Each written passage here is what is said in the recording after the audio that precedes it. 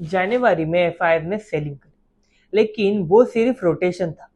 फरवरी में एफआईआई ने सेलिंग की, लेकिन उनका टोटल इन्वेस्टमेंट वैल्यू फिर भी बढ़ गया।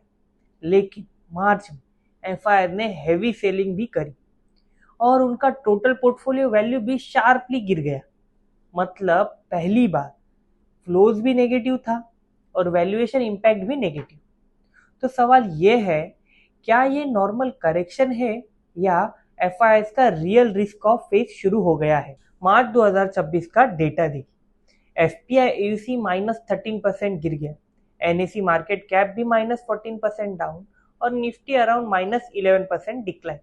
और सबसे इंपॉर्टेंट, एफआईआई ने 1.2 लाख करोड़ के आसपास सेलिंग करी।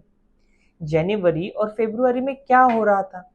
या तो रोटेशन थी या वैल्यूएशन सपोर्ट मिल रहा था। लेकिन मार्च में दोनों नेगेटिव हो गए, फ्लोज भी और मार्केट भी। मतलब ये नॉर्मल एफआईआई एक्टिविटी नहीं थी, यह एक डिफरेंट फेज का सिग्नल है। पिछली वीडियो में हमने देखा था, एफआईआई यूजुअली एक सेक्टर बेचते हैं तो दूसरे सेक्टर में बाय करते हैं, मतलब रोटेशन होती है। लेकिन मार्च में क्या हुआ? सेलिंग ब्रॉड बेस्ड थी, मार्केट वाइड प्रेशर था और एयूसी भी गिर गया। इसका मतलब सिंपल है, एफआईआई अब सिर्फ पोर्टफोलियो एडजस्ट नहीं कर रहे थे, वो ओवरऑल एक्सपोजर रिड्यूस कर रहे थे। ये होता है ट्रू रिस्क ऑफ फेस। लेकिन इसका मतलब ये नहीं है कि एफआईआई इंडिया से एग्जिट कर रहे हैं। एक कॉमन मिस्टेक जो इन्वेस्टर करते हैं, FII selling equal to India story खत्म। रियलिटी ऐसा बिल्कुल नहीं है। डेटा क्लियरली दिखाता है कि एफपीआई एयूसी और मार्केट कैप लॉन्ग टर्म में एक साथ मूव करते हैं। मतलब एफआईआई का पैसा इंडिया से परमानेंटली एग्जिट नहीं होता, वो साइकिल के अकॉर्डिंग एडजस्ट होता है।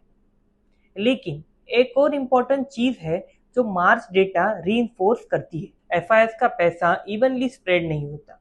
लेटेस्ट डेटा के अकॉर्डिंग टॉप 20 स्टॉक में ही एफआईआई के 50% होल्डिंग है। मतलब आधा पैसा सिर्फ कुछ ही कंपनीज में। इसका इम्पैक्ट क्या होता है? जब एफआईआई सेल करते हैं, सबसे पहले लार्ज कैप गिरती है, बैंक्स और इंडेक्स स्टॉक्स में भी प्रेशर में आ जाती है, पूरा इंडेक्स वीक लगने लगता है। इसलिए मार्च में फॉल इतना शार्प दिखा।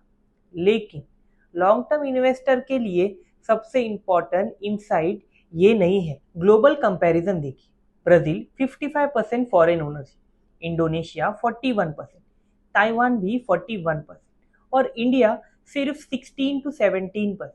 मतलब इंडिया का मार्केट फॉरेन इन्वेस्टर पर डिपेंडेंट नहीं है। इसलिए even after heavy selling market collapse नहीं होता, सिर्फ करेक्ट होता है। एक्चुअली सबसे पावरफुल ट्रेंड कुछ और ही है। डोमेस्टिक इन्वेस्टर्स का रोल कंटिन्यूअसली बढ़ रहा है। Mutual fund, SIP flow, institutional buying, ये स्ट्रक्चरल कैपिटल है, शॉर्ट टर्म नहीं लॉन्ग टर्म। इसलिए जब एफआईआई सेल करते हैं, मार्केट को एक नेचुरल सपोर्ट मिलता है।